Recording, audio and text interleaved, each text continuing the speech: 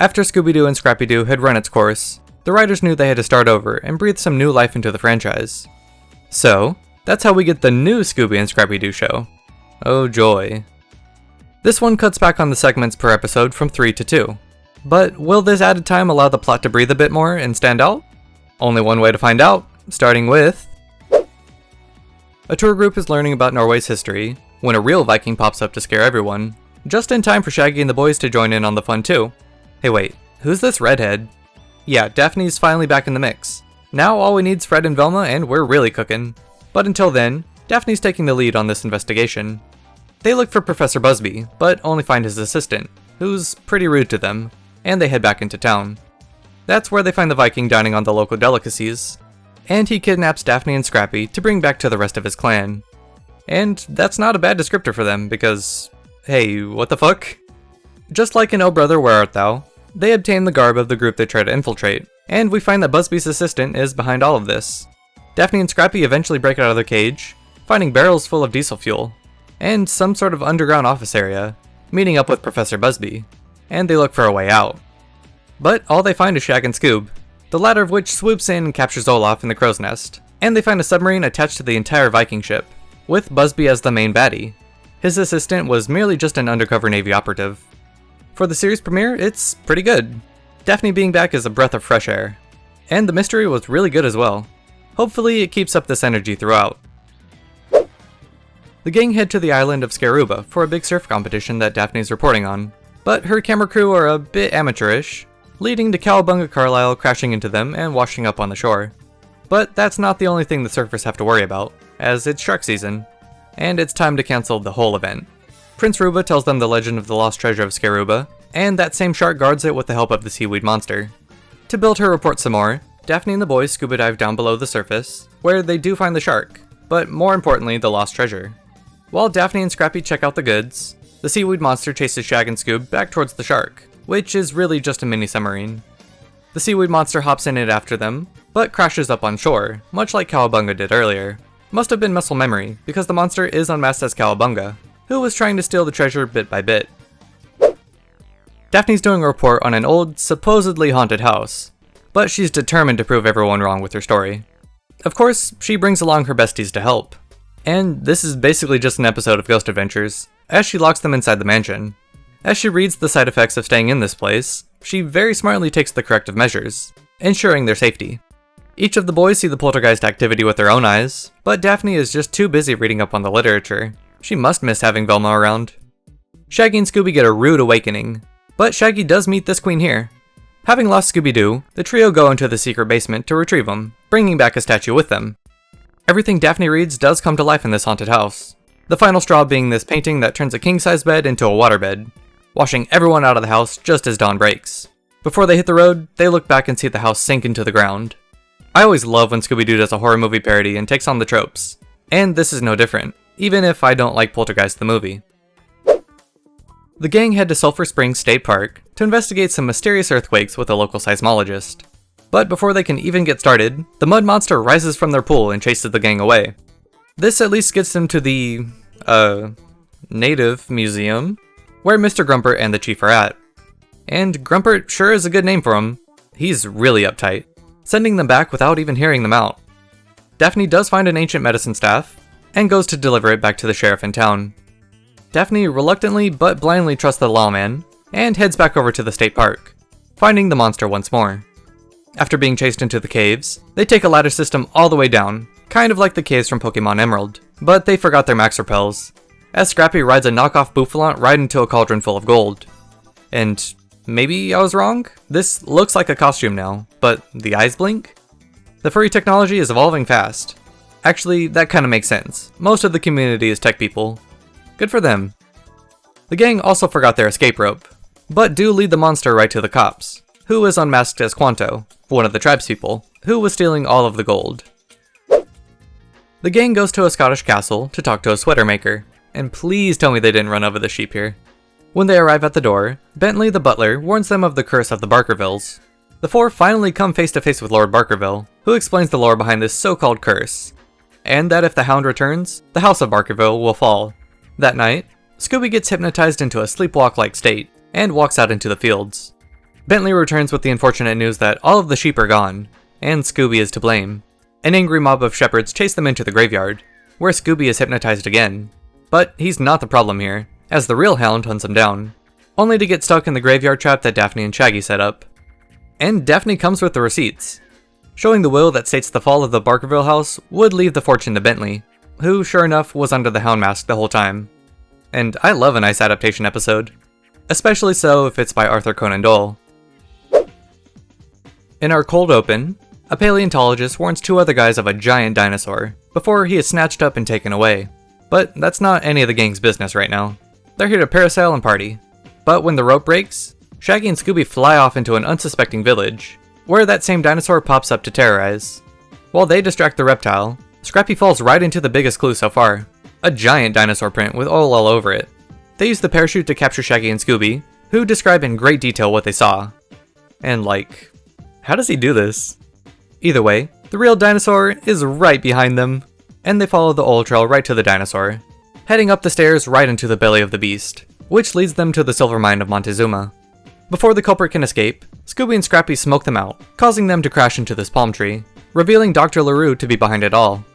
And I'm quickly finding out that, aside from adding Daphne back, this series is really just more copy and paste Scooby-Doo. A nasty looking creature breaks out of the chemistry lab at Hillside High, ruining the pep rally in the gym. Daphne's cousin Jennifer and her incredible Valley Girl accent greet her and the boys, telling her all about the goopy creature. Apparently the monster only comes out at night, which we already saw to be a lie, but I'm more concerned about this super senior hanging around Jennifer. I mean, look at him, this is a 30-year-old man. Learn how to make a PDF file, not be one. Up in the chem lab, Scooby finds the first clue, a part of the creature's costume. Scooby jumps right into the creature's arms, leaving Scrappy no choice but to hit him with a fundamental chest pass. While Daphne takes the computer disk that the monster dropped to the computer lab, Shaggy and Scooby hit up home ec for some good old-fashioned cooking. But the only thing they get is dish duty, with some help from a nice creature. After Professor Marsden takes the computer disk, the creature shows back up, only to get stampeded by a horde of students, and is finally unmasked as Toby. I knew he was weird, I told you. The gang finally get to relax and take a nice vacation. No reporting, no mysteries, and certainly no vigilante justice. The masked Manx has apparently been stealing from all the rich people in town, so actually kinda cool. Speaking of rich people, we're at Daphne's summer home. We meet her parents right as they're getting ready for a party they're throwing tonight, and the gang get their costumes from the never-ending closet. And honestly, this party seems super fun. I love a nice Halloween event. But the masked Manx finds the rare stamp inside, replacing it with their calling card. They run into Scooby and drop the stamp, and runs off with it before Mr. Blake catches them. The gorilla chases Scooby and Miss Blake from the zoo right into the pool, and is unmasked as Milo Damp, looking to stamp his name into the record books for the greatest thief ever. And look how that turned out. It's tough seeing others live out your dreams, as Daphne and the boys drive through an African jungle, surrounded by all types of wild animals. Eventually, they reach the nature preserve, where reports of some wildlife disappearing have come out recently. Giving me terrible flashbacks to earlier series, Daphne gets the mystery machine stuck in the mud. So now they're doing this one on foot. And it's a real Bigfoot too. Okay, it's actually a gorilla, who grabs Daphne. But just before anything bad happens, it goes into a daze, with Scrappy complaining of a whistle sound. But I didn't hear anything, so I don't know what he's on about. Scooby calls Randar the Ape Man for some assistance, but all he does is steal the Scooby snacks and Daphne too. On the rescue mission, Shaggy and the dogs get boxed up too, finding a mysterious whistle that puts Scooby and Scrappy into a trance. They use it to get Mobatu to break them out, and the four find Randar in his headquarters calling in for a landing. But Randar isn't real, it's actually just Bako, Mr. Rashid's assistant, who was the one stealing the animals and selling them off. And I really enjoyed this one. Having the whistle that only affects animals not audible to the audience is a really smart addition. The gang are headed to Paradise Island. Geez, sorry. Touchy subject, I guess. They stop at Barney's for directions, but even saying the words Paradise Island sets him off. Once they arrive at Unspecified Island, they meet Mr. Cyclops and his assistant, owners of the island that's become infested with zombies. But there's no guests around, just an angry maid and one zombified Barney. And he must have learned from Bill Murray in Zombieland. He's fakin'. Back in the resort, Scooby falls into a painting, where he gets zombified, only snapping out of it when Shaggy whistles for help. As they run for the exit, Ivan hits the button to turn the stairs into a slide, sending them crashing into a piano. But the key details are actually in the tunnel, as the gang find Mr. Cyclops and Ivan operating a uranium mine, using the zombified guests for some free labor. Short King Scrappy tries to fight for workers' rights, but is entranced by Cyclops' emerald eye. Daphne doesn't have any of her normal pills on her, so the normalizing ray will have to work. With all the guests back to normal, Mr. Cyclops tries to tackle Scooby, losing his hypnotic crystal in the process, and is swiftly taken into custody. Daphne and the boys hit the Australian outback to check out a lead about some Neanderthal monster, finding a big kangaroo that has some Animal Kingdom assaults, leading Scooby right to the Neanderthal. Back at Hugh's ranch, they settle in for some dinner, politely sharing with some of the local dingoes, before Daphne and Scrappy head out to look for some clues. But all they find is radioactive materials, and head back over to the ranch, where Shag and Scoob have their hands full with a Neanderthal causing a sheep stampede. But when they lasso the wrong thing, they end up looking a little pale, and are unmasked as one of the ranch hands, Darcy. He was the one that found the uranium ore, but having it be on the ranch meant he had to scare away everyone so he could take the profits. We jump right into a prison escape at Wholesome Prison, as the chameleon has escaped his cell. The smartest cops check it out, but with the cell locked, open it to find no way he escaped. Well, they don't call him the chameleon for nothing, as he steps away from the brick wall and out of the cell. Honestly, he kind of ate with that. He takes off towards the World Games, where Daphne and the boys are. The chameleon disguises himself as Scooby, kidnapping him to make sure no confusion ensues. But when Shaggy gives him a hot dog covered in Worcestershire sauce, his cover is blown. Yeah, I don't know why his whole thing is hitting Worcestershire sauce, but just go with it. When they try and suss out the chameleon's new identity, they accidentally find out he became the waiter, and a special agent has already been on the case. Just before the gold medals are given out, Daphne unmasks the chameleon and crashes into the tent, Worcestershire sauce drenching him. It's a bizarre plot, but also, I'm kind of obsessed? This is camp to the max. Scrappy drags Daphne, Shaggy, and Scooby to the annual Wizards and Warlocks convention, which is basically just D&D, except this actually seems kinda real.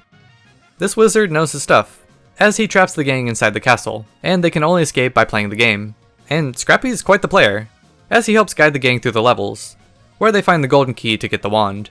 He uses it to absorb the Dungeon Master's power, and frees the other players who didn't have the same talent. And honestly, Scrappy is just so cute in this episode. He becomes the Grand Wizard and he became what? No, Scrappy! During a rehearsal for Genuine Hospital, the Phantom of the Soap swoops in and kidnaps the star of the show, Victoria Sensible. When Daphne goes to get the scoop, Scooby comes face to face with the Phantom. While he and Shaggy deal with a lurking security guard, Daphne and Scrappy meet the other star, Danny Devine, outside of his changing room. They get a nice candid photo of him, showing off a really cool ring that surely won't become a major plot element later. When Scooby gets recruited to become the next soap opera star, it's the Phantom who actually brings the waterworks, hosing down the scene from above. While everyone is preoccupied with the scene below, the Phantom sneaks up behind Daphne, giving her a real close look at his ring. Hey wait, where have I seen this one before? I don't know. I'm sure it'll come to me. But what's coming with the Phantom is Scooby, as he grabs him and takes off towards the laundry room, sliding in and being unmasked as Danny Devine, who was upset about being written out of the show. Gee, who saw that one coming? The gang takes Scooby to see his favorite hero, El Subueso the Bandit, making that 2 Arthur Conan Doyle references so far. And Scooby absolutely loves it. So much so that he and Scrappy keep Daphne and Shaggy from falling asleep.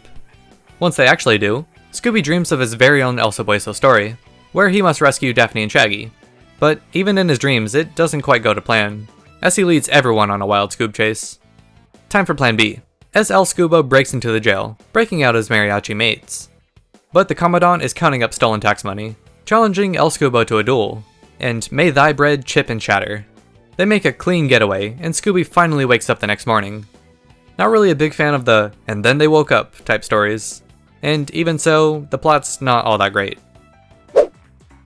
Daphne and the boys return to Central High for the school's carnival, where they're shown a ruby laser that can cut through even the hardest metals. But Mr. McDouble seems to have something sinister planned, as he takes off with the ruby. He throws it to Daphne for safekeeping when he goes into the dunk tank, and Scrappy nails the bullseye. But no one's in the tank.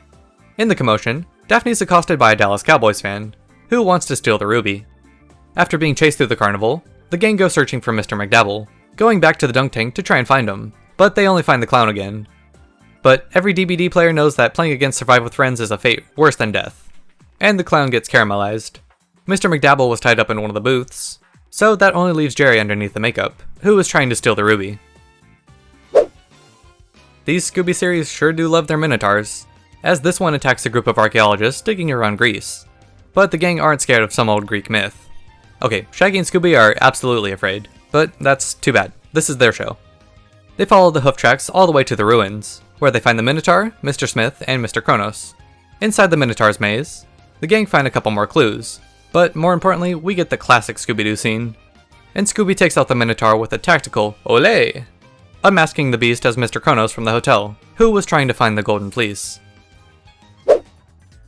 Scooby's next up to bat, putting the paw on Southpaw, as he faces off against Sally Starr, and her backyard baseball special pitch.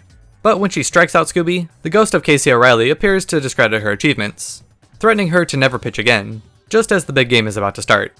He turns the pitching machine against them before running off into the locker room, later returning to the mound to kidnap Sally. Unfortunately, the only thing that can delay a baseball game is a little bit of rain, so Scooby's now batting leadoff.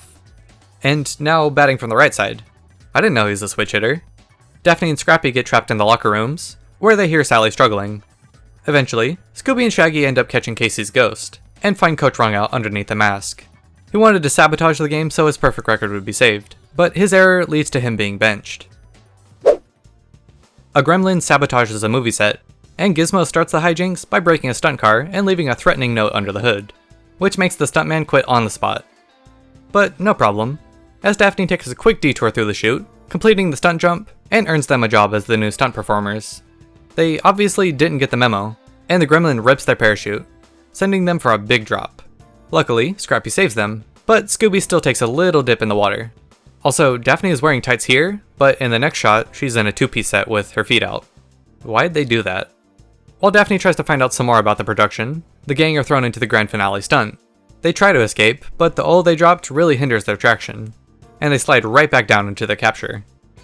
The gremlin is unmasked as Mickey Hack, and that's a fitting last name, as he'll never make it in showbiz now. The gang head out to the car show to check out some of the newest cars on the market, and to interview Dr. Sprocket about his new ride. But he's way too nervous, probably not helped too much by his assistant Crocker being around. I mean, look at his mustache, this guy's the villain in this one. Just after the XYZ coupe is unveiled, the Spectre of Sports Cars appears and controls the prototype car to frighten everyone in the audience. Once they head back inside, the gang find the blueprints for the XYZ coupe, which Crocker takes to put in a safe place. He's totally the bad guy. I mean, look at him. Actually, when Ingrid Ignition keeps popping up like this, maybe she's the baddie of this episode. When the Spectre returns, they turn on the coupe to jump it like I show speed, and like, okay, show off. Blink and you'll miss Crocker, as we get a jump scare from the Spectre, who does a drive-by kidnapping of Daphne and Shaggy. Too bad for the Spectre, as Scooby takes the high-tech garbage truck and cleans up the mess that... Aha! I told you! Crocker Pit was underneath the mask, so he could take Dr. Sprocket's plans for his own. When news breaks that Frankenstein has returned in Transylvania, which is a relief, since it's the monster we should be worried about. Aw man, everyone makes that mistake. Daphne and the boys see a help wanted sign for babysitters at Frankenstein Castle, which is the perfect way to get their foot in the door for more opportunities in the industry. But Dr. Frankenstein moved out long ago, with Count Dracula taking his place. Once the vampires leave for the night, it's up to the gang to watch the house. Shaggy and Scooby will take babysitting duties, and Daphne and Scrappy will take the investigation. But the couple must not have found anyone at the bar whose vibe they were digging, and return pretty shortly after, finding the monster wandering around the property. But Frankenstein's monster is really a robot that keeps short-circuiting, and Scrappy found the controller for him. Alright, let's check back in with the Babysitter's Club. Oh good, everything's fine. Shaggy and Scooby find themselves in Dracula's lab, and on the table to switch brains with the monster, just barely being saved by Daphne's pocket mirror. Slay. Scooby a la mode sees the gang hit the streets of Paris, where Daphne is set to cover the 200th birthday of Academy Versailles, where they meet the nicest French person, who immediately tells them to leave. They don't quite get the hint, so they call for the manager, who is even more stern, chasing them out himself. But once they throw the dessert cart at the glowing ghost, they only find Chef Pierre covered in buttercream. Pierre finally quits the school, making that the 23rd one to do so. Scrappy plays around with the dumbwaiter, but when Shaggy pulls him back up, he's put on a couple pounds. Daphne finds him locked up in the cupboard, where they also find Pierre's coat, some schematics, and the glowing phosphorus paint. Shaggy and Scooby get put to work at the patisserie, as they're put in charge of making the cream puffs, and everything goes to plan and nothing goes wrong at all. The glowing ghost chases the pair into the dining room, Profiter rolling straight into the wall, finally being unmasked as Chef Gustave, who was after the hidden treasure of the school. Okay, not every episode of this series is segmented. This one's a full episode. Let's see if it's any better, or if the fast-paced TikTok-style brain rot of these episodes has really set in for me. And this one seems to be a parody of one of my favorite stories, Murder on the Orient Express by Agatha Christie. We meet a collection of eclectic people who will board the train, and learn of a thief roaming around the streets. But this thief needs to wrap it up big time. Now on the train, Scooby finds he switched the luggage with the knitting woman, but after finding she doesn't have a suitcase either, is chased away by the mummy. Just as they go into the tunnel, the lights go out, and Shaggy finds a buddy for the darkness. He quickly trades his newfound buddy for an old friend, as they investigate more train cars. They see another one of the passengers, who recounts a rather bizarre story of Scooby's attempts to get a suitcase back. A few more wild goose chases leads to the gang all being locked in one of the rooms, and Scooby says that all of the passengers were in on it. It was all a hoax to initiate the gang into the Super Sleuth Society, which they did pass. But there is a real criminal among them, as Daphne outs the old lady as the thief, and she takes off running, detaching the train car in the process. But once Scooby hits the e-brake, she falls inside and is mummified herself. And this episode rips so much. I love the story, plus the twist at the end was very well done. More long episodes, please. Ask and I receive. Back-to-back full episodes. It's Shaggy's sister's wedding day, so we get to see all of his family, and Scooby's too. But Maggie believes she's seen a ghost, quickly being dismissed by her soon-to-be husband. Really building the foundation of a good marriage, huh buddy? Shaggy's gonna be the best man, so he's put in charge of the ring, a family heirloom that belonged to Pilgrim McBaggy Rogers, who is the ghost that Maggie has been seeing. He tries to steal the ring back from Scooby, chasing them out of the Rogers house and into the Doo house. But instead of catching the ghost, they catch the wedding official, who wrote the book on the history of Plymouth. While looking for more clues, the gang get locked in the cellar with some kind of monster, but this just turns out to be pranksters Whoopsie-Doo and Shaggy's uncle Gaggy. But this does lead to a new clue in the mystery, plus another encounter with the ghost, so it's not a complete waste of time. The ghost crashes the wedding, chasing everyone back into the basement, where they find that the map of the buried treasure is inside of the ring, following it straight into the caves. Whoopsie-Doo is given the treasure for some reason, immediately fumbling it into the ghost, who runs off with it, just barely being tripped up by Scooby, and crashes into the cake. Underneath the costume is the photographer, Alex Saunders. I pretty much fully expected it to be the groom behind the mask, but they did drop a hint that the photographer was behind it, so I can't hate it. Okay, this is technically considered the new Scooby-Doo Mysteries. It's also the same exact show. So for the purposes of this video, it's included all together. As the gang drive to a new mystery, Scooby gets all prepared to celebrate his birthday. But none of Daphne, Shaggy, or Scrappy seem to remember it's his birthday. He tries to remind them, but suddenly none of them speak Scooby. That's not nearly as atrocious as Daphne's outfit choices. I mean, no tights, black shoes? What's going on, Daph? Once they get into the station, Daphne pushes Scooby into a dark room. Surprise! It's a birthday party. We get a weirdly Truman Show-esque sequence of Scooby's life to this point, but the real danger lurks in the dark, as someone unscrews one of the overhead lights, nearly crushing Shag and Scoob. Nothing a surprise gift can't fix, as Scooby is treated to the greatest gift of all, the return of Velma. Wait. Who's that himbo-shaped silhouette? No way, Fred's back too? We get a recount of the Red Skull, Scooby's biggest case to date. But just as they wrap up, the real Red Skull pops out of the TV like Samara in The Ring. He yoinks the Last Hope diamond necklace from this woman's neck, running straight into Scrappy. He unties Scooby, giving him just enough time to escape. A lot of the evidence the gang finds points right to Fred, who's acting super suspicious in this one. And when the cop goes to arrest him, he just runs away. Hell yeah, King, I know that's right. As Shaggy and Scooby look for a place to hide, Red Skull finds them up on the roof, but a timely lightning strike knocks them off. And this birthday nightmare finally ends for Scooby, as the TV director is unmasked following the capture. Whoa, double unmasking? Nice. I love seeing Fred and Velma back, but this one's not quite the top episode plot-wise. Going back to half-length episodes for now, as Daphne and the boys become the most evil monsters the Scoobyverse has ever seen. TMZ reporters. They're asked to stalk Norma Desmond, a retired horror movie queen, as she's become a recluse following her retirement. And man, what a bleak premise. But it's not all doom and gloom, as she's planning a nice little party, and employing all kinds of fun monsters, including the catering staff. But the gang's disguises are quickly dropped when they fail to stay incognito, and they make her run throughout Norma's home, right into the game room. We get a super fun parody of Family Feud, but just like that, it's back to the chase, as they hide in Norma's bedroom, where they find an open safe. Maid Mummy catches Scooby, or maybe the other way around, as she was caught with Norma's expensive jewelry, but under all that wrapping is the one who hired the gang to take the pictures, Orson Kane. As a reward, Norma does a face reveal that goes a little bit better than the one Dream did, in that it only causes the gang to run in fear. Shaggy's finally back behind the wheel, and what better way to celebrate than immediately taking a wrong turn and getting lost. Daphne essentially lets herself into this random house. Really makes you wonder how Ted Bundy was putting up wilt numbers in the era. Shaggy and Scooby are right behind, as a disembodied hand locks them in. They meet the residents, the Von Gizmo twins, down in their lab, but are quickly told to hit the road. They're just a bit too slow, as the invisible hand wraps them up into a rug and drops them in the basement. While down there, Shaggy finds the remote control for the hand, and more importantly, one of the twins. Hey wait, 1, 2, 3, that's one too many. One of these guys is a fraud.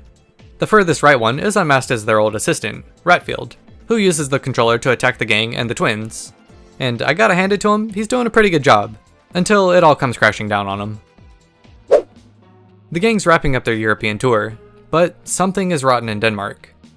They check into their hotel, and a polite worker tries to take their bags, but Shaggy and Scooby are frightened at the sheer paleness of them. The owners warn them of the ghost of Hamlet. Yeah, like the Shakespeare one. That night, when Shaggy and Scooby raid the kitchen for a little midnight snack, the ghost reappears, and they immediately begin packing to leave. But is this really the villain? That is the question. The ghost of Hamlet leads them outside, where they see someone out on a ship in the distance. But the real danger is up close, as the sea monster rises up from the shore and chases them around the rocks. Though this be madness, there is method in it, as Daphne and Scrappy find a pipe leading from the shore out to the boat. Back inside, Shaggy gets to flex his theater kid side.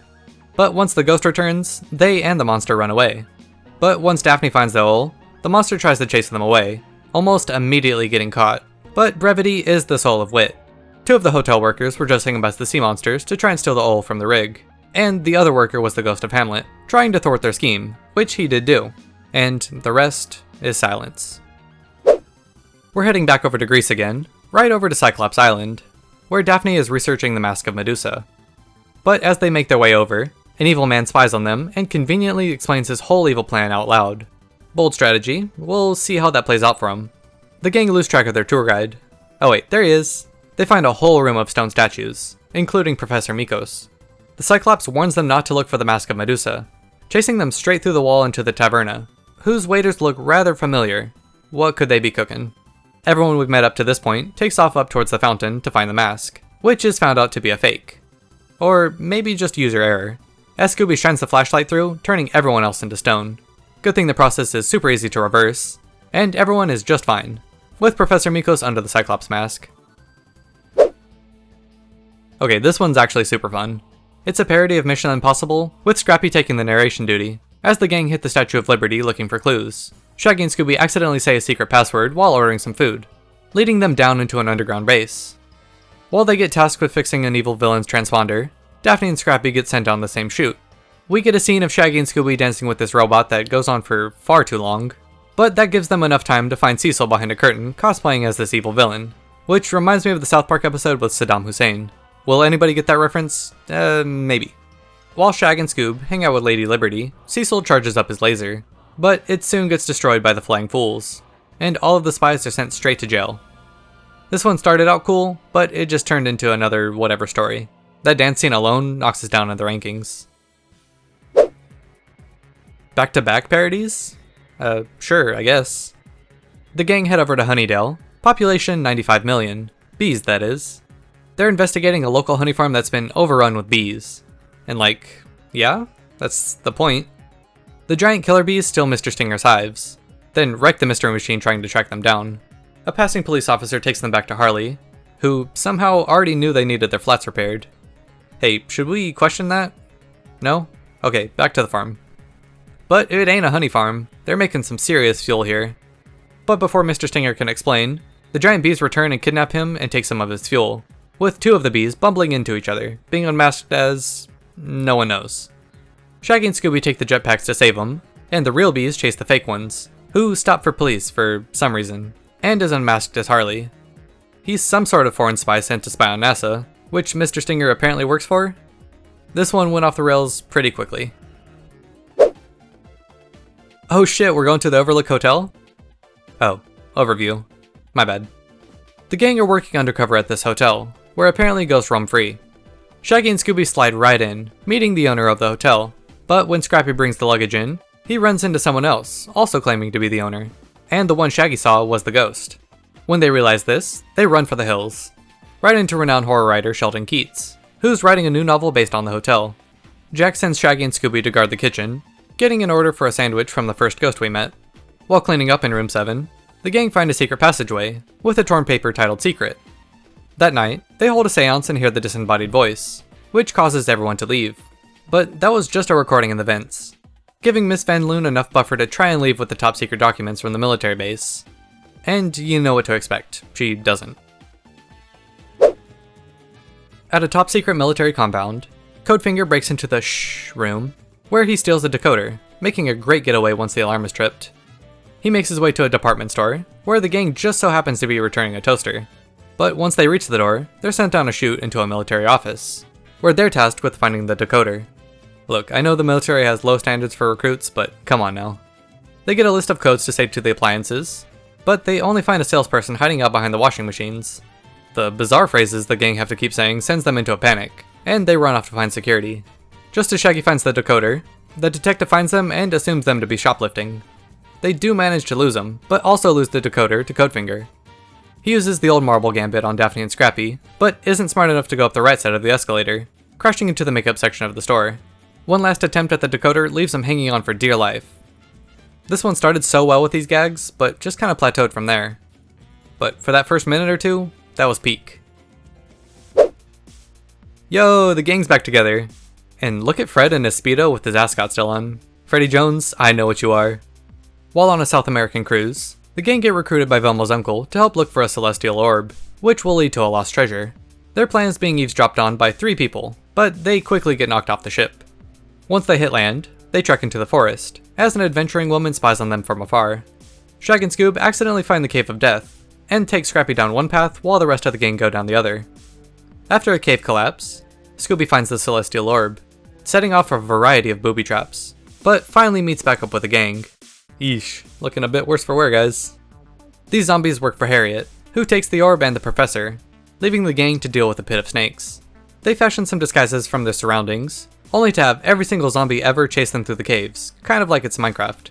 Somehow, they make it out and down the piranha-infested river. They find where Velma's uncle is being kept, and they arrive at the Temple of Sirius a little bit after Mullins and her group. When they find the treasure room, the aliens chase the thieves off, but it's just the boys. In a better climax than Kingdom of the Crystal Skull, Scooby helps get their ship up and running, and the alien ghosts head out, leaving the would-be thieves wrapped up for them. And this was the perfect episode to make a full-length one. Excellently paced, and a really fun story. The gang check out a toy shop in the Black Forest, where someone's been stealing some of the puppets. According to one of the workers, that's due to the Elf King returning, as this toy store is built right where the castle used to be. If he can't find the treasure, he'll have to sell the store to a rival company, which his employee seems a little too keen on. When Shaggy and Scooby begin their investigation, they get a bit tied up playing with marionettes, and the evil elf chases them into the stuffed animal pile. It does lead to Daphne finding her first clue, rewarding the boys by tricking them into going into the spooky basement with some Scooby snacks. While she and Scrappy find the elves during their robbery, Shaggy and Scooby get turned into Jack-in-the-Boxes, showing Daphne the address of the rival toy company down the road. Before Daphne gets sealed away, Scrappy pilots a toy plane to save her, while Shaggy and Scooby knock the elf out, revealing Katarina Cobalt underneath the mask, who found out the building was made entirely of gold. And this is a rare occurrence of one of these segmented episodes not really needing to be extended into a full one. The pacing is right on the money. And I feel like stretching it into 22 minutes would have definitely hindered it. So, pretty good.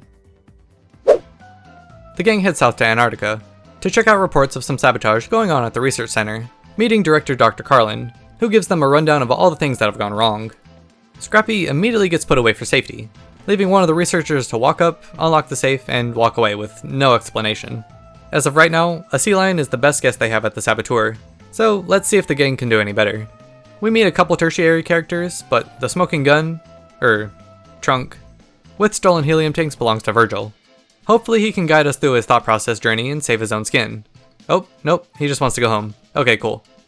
As Scooby and his new friend look for some dinner, a killer sea lion grabs the pair and pulls them into the frigid waters, before sending a giant snowball after the entire group, which comes back to pick them up and bowl into the sea lions. But the one out of the suit is Dr. Carlin himself, using the sabotages to try and get some worldwide attention and notoriety.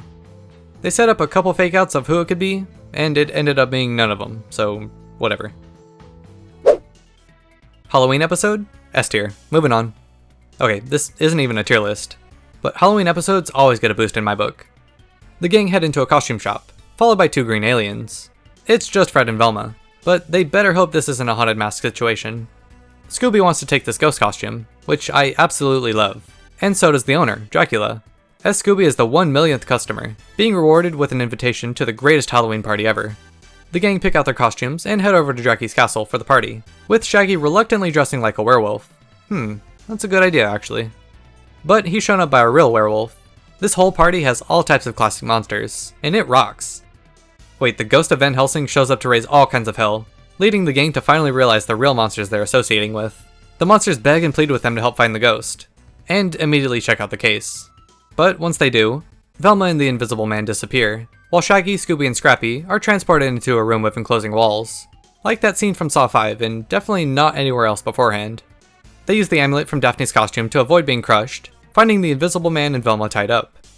Back upstairs, Chandra pops up and steals the Moonstone Medallion, using it to take over Dracula's castle. We get a really fun montage of the gang helping the monsters to become supercharged.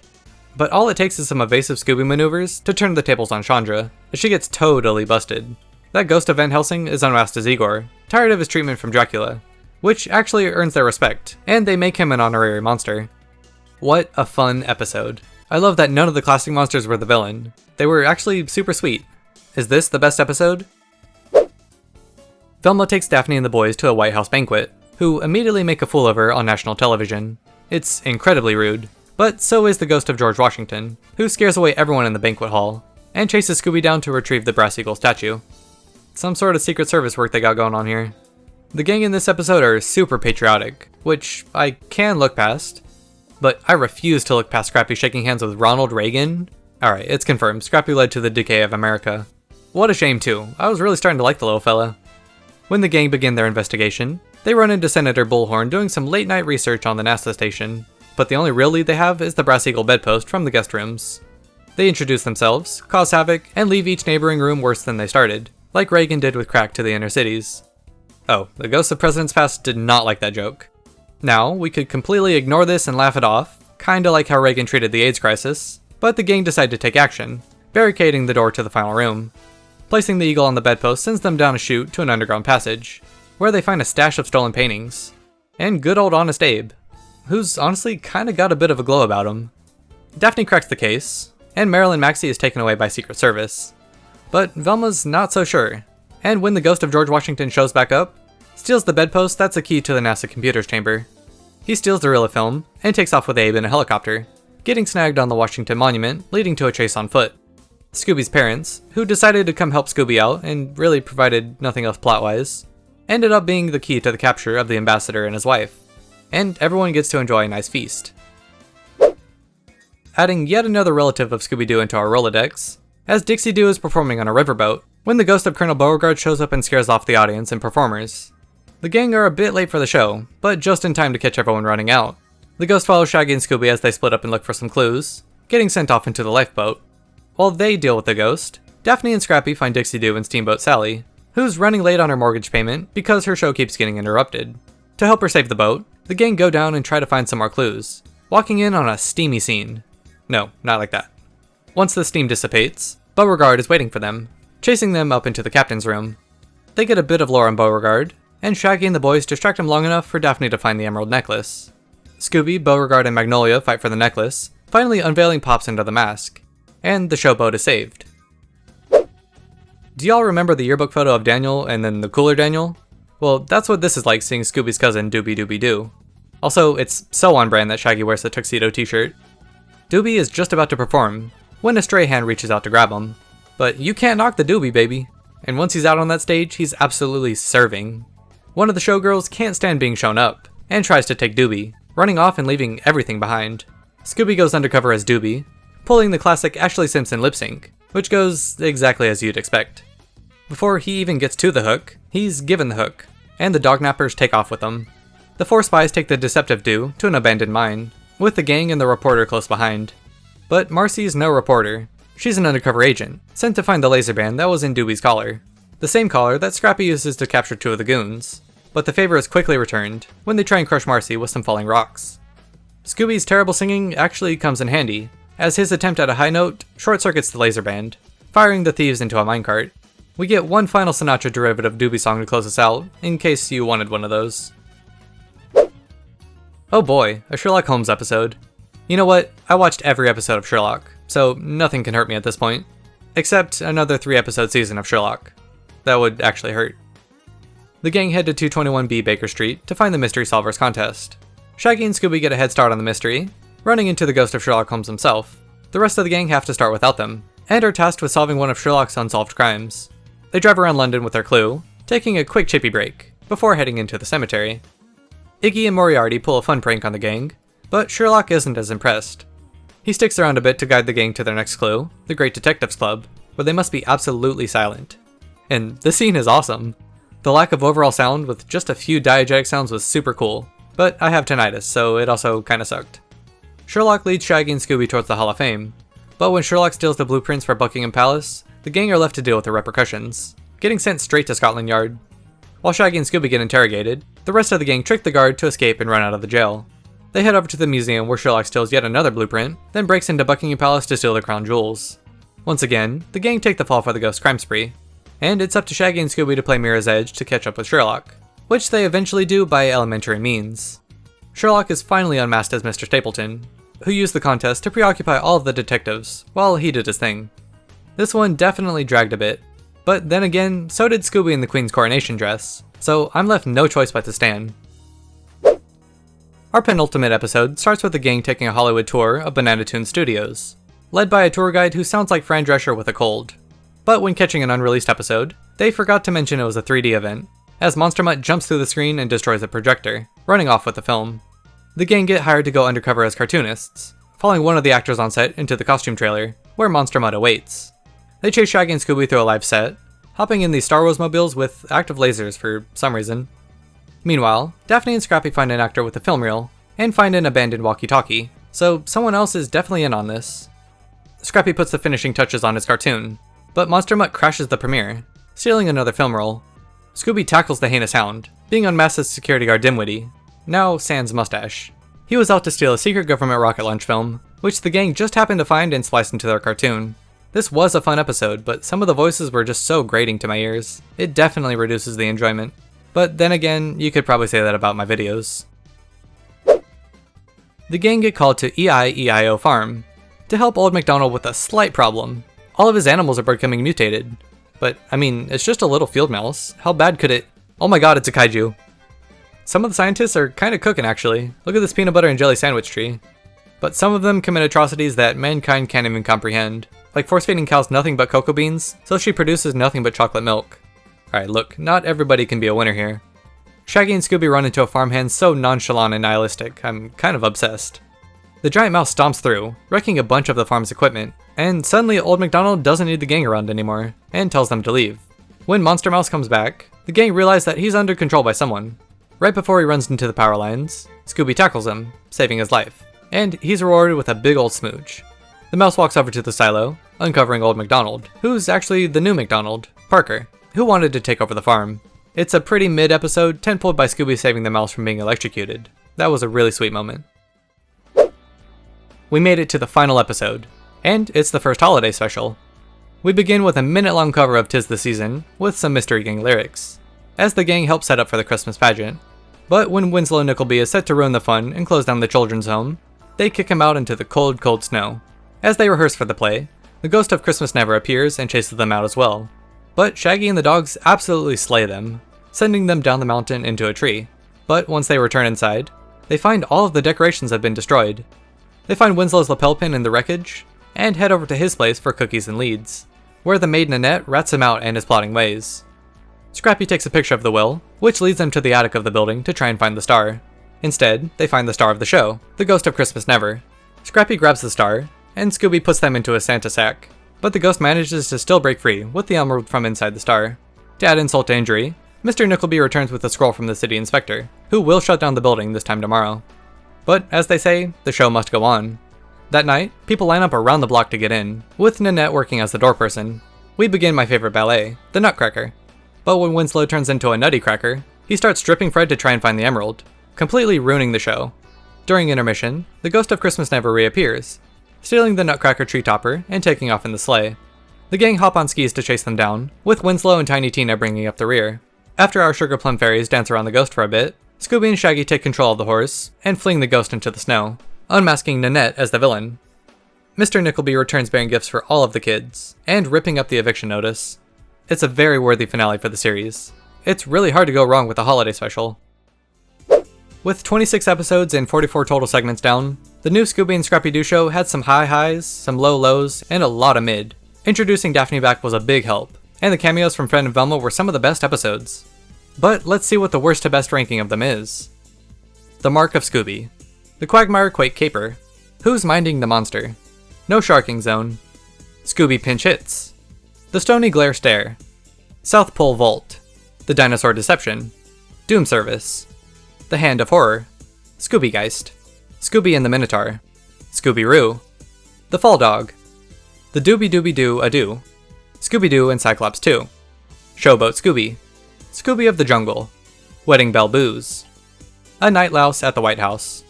A Scary Duel with a Cartoon Ghoul. Scooby's Peephole Pandemonium. Mission Undoable. Scooby a la mode. The Scooby Coop. Happy Birthday, Scooby-Doo. E-I-E-I-O. Scooby or Not Scooby. The B-Team. The Crazy Carnival Caper. Hound of the Scoobyvilles. No thanks, Masked Manx.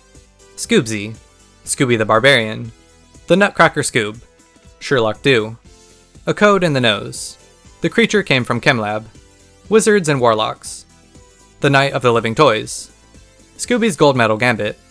Ghosts of the Ancient Astronauts. Where's Scooby-Doo? And finally, the best episode, A Halloween Hassle at Dracula's Castle. I would put the top 2 or 3 in the absolute peak upper echelons of the whole franchise, honestly. These were super good. But the next series is the shortest one in the entire franchise. 13 episodes for the 13 Ghosts of Scooby-Doo. But before all of that, thank you so much for watching. A big shout out to all of the patrons and channel members that help me make these videos. Their names will be on screen right now. And hopefully I'll see you for the next one. But until then, bye.